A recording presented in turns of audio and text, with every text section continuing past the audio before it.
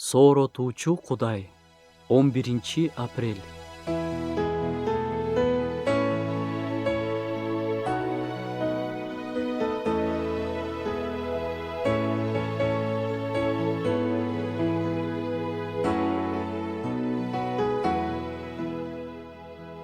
Бүгүн сага сунуштай турган аят Забур китебинде жазылган. Менин куткаруулуум да, даңкым да Кудай. Менин бекем чебим да, баш калкалар жайым да Кудай. Кайгы тарткан убактарда жакының үчүн кайгырып, анын кыйынчылыгын көтөрүшүп, кыйналып турган учурларда бул сөздөр дартка дабаа болгондой. Ал биздин чебибиз, баш калкалар жайыбыз. Сенин эң жакшы көргөн адамың кыйналышта турса, ал үчүн да сыйынып, ага да Кудайдын коргоосун чакырсаң болот.